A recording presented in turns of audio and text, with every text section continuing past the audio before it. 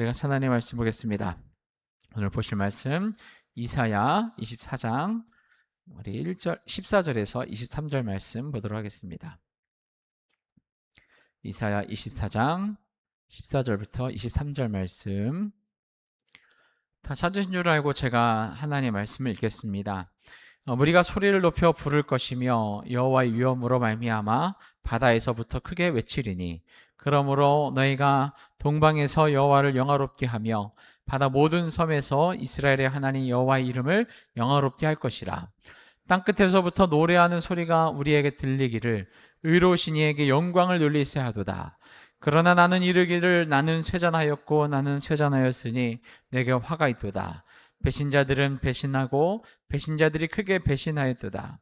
땅의 주민아 두려움과 함정과 울무가 내게 이르렀나니 두려운 소리로 말미암아 도망하는 자는 함정에 빠지겠고 함정 속에서 올라오는 자는 울무에 걸리리니 이는 위에 있는 문이 열리고 땅의 기초가 진동함이라.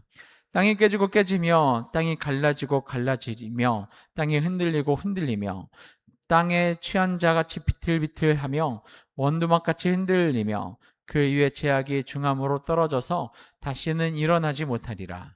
그날에 여호와께서 높은 데에서 높은 군대를 벌하시며 땅에서 땅의 왕들을 벌하시리니 그들이 죄수가 깊은 옥에 모임같이 모이게 되고 옥에 갇혔다가 여러 날 후에 형벌을 받을 것이라. 그때에 달이 수치를 당하고 해가 부끄러워하리니 이는 만군의 여호와께서 시온산과 예루살렘에서 왕이 되시고 그 장로들 앞에서 영광을 나타내실 것입니다.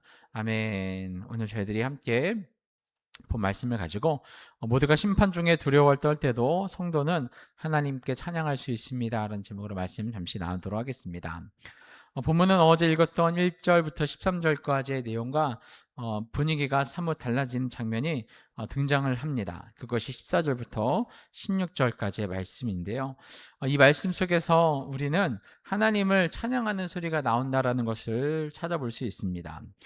먼저 1절부터 13절까지 봤던 말씀 속에서 이제 땅이 황폐해지고 그로 인해서 여러 사람들이 자랑하던 신분과 또 재산과 또 즐거움들, 성읍까지 도시까지도 황폐해지는 그런 심판을 받는데 그런 심판 중에 예상치 못한 노래 소리가 터져 나온다라는 것을 오늘 본문에 말씀을 하고 있는 것입니다.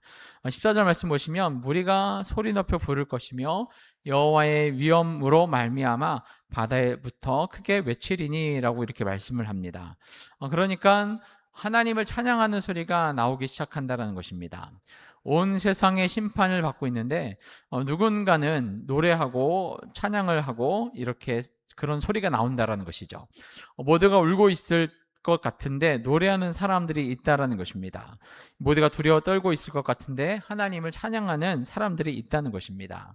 우리가 가장 먼저 살필 것은 이들은 과연 누구인가라는 것인데 14절에 구체적으로 이들이 누구인지를 명시하지 않고 무리라는 단어로 표현을 하고 있습니다. 무리가 소리를 높여 부를 것이다 라고 하면서 구체적인 민족이나 구체적인 국가를 지칭하고 있지는 않습니다. 그러나 13절 말씀에 이들의 정체를 이해할 수 있는 중요한 단서가 등장을 하는데요. 13절 말씀 보시면 세계 민족 중에 이런 일이 있으리니 곧 감람나무를 흔든 같고 포도를 거둔 후에 그 남은 것을 주움 같다라고 말씀합니다. 심판으로 모든 것이 사라지는 것처럼 여겨졌지만 그때 남는 것이 있었습니다. 감람나무를 흔들어서 수확할 때도 저기 감람나무 끝에 몇 알이 이렇게 남아있는 것처럼 포도를 수확한 후에도 표도 몇 알이 포도에 남아있는 것처럼 하나님께서 남겨두신 존재들이 있었습니다. 우리가 이사야서를 보면서 중요한 키워드 중에 하나가 남는 자였죠. 반복적으로 등장하는 중요한 개념이 바로 이 남은 자인데 심판 가운데서도 하나님을 믿고 하나님 편에 서서 하나님께로 돌아오는 사람들, 그런 사람들을 가리켜서 남은 자, 믿음의 사람들을 가리키는 것입니다. 그래서 14절 노래하는 무리는 이 앞절인 13절에 나오는 하나님의 심판 가운데서도 남겨진 자들, 곧 하나님을 인정하고 하나님께 영광 돌리는 자들로 이해할 수 있는 것입니다. 놀라운 것은 이들이 어디 있느냐라는 것인데 14절에는 바다에서부터라고 되어져 있습니다. 다른 성경에서는 서쪽이라고 표현을 하기도 합니다. 15절에서는 동방에서, 다른 성경에서는 동쪽에서라고 표현을 하기도 하고요. 바다 또 모든 섬에서 여호와를 영화롭게 영화롭게 할 것이다 라고 말씀합니다.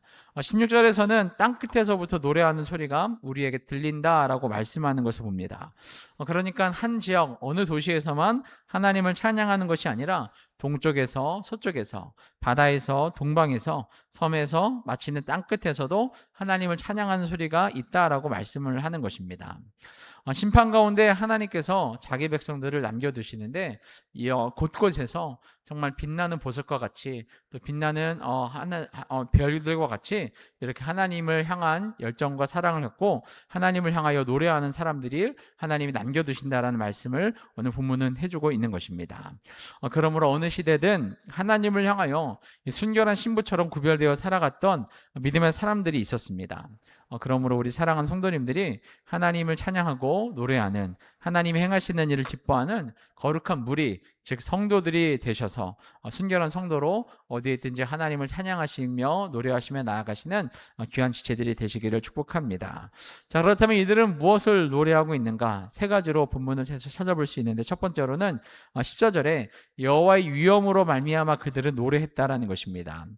이들이 바라보고 있는 것은 무너지는 세상, 타락하는 세상이 아닙니다. 바로 하나님의 위엄으로 말미암아 크게 외쳤다라고 말씀을 합니다.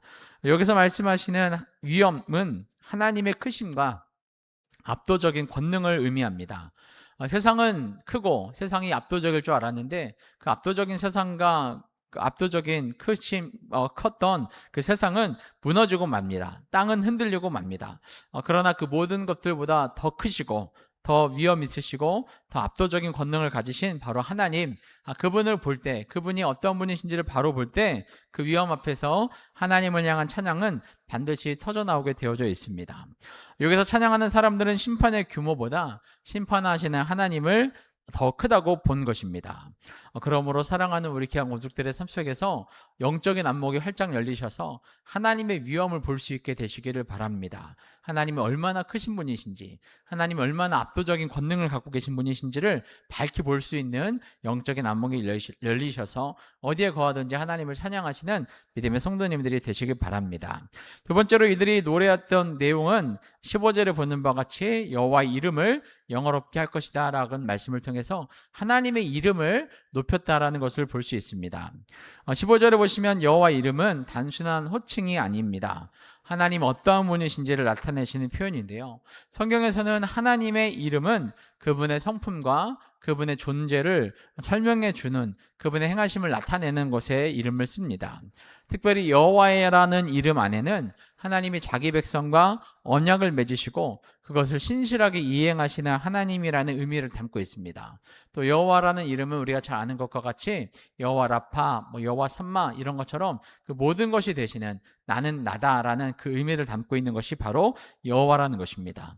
여호와라는 그 이름 안에 하나님의 속성, 하나님이 얼마나 존귀하시고 얼마나 크시며 모든 것이 다 되시고 모든 것이 가능하신 전지전능하신 분이신지에 대한 또 언약을 신실하게 성취하시는 분이라는 것에 대한 그 내용들을 담고 있습니다.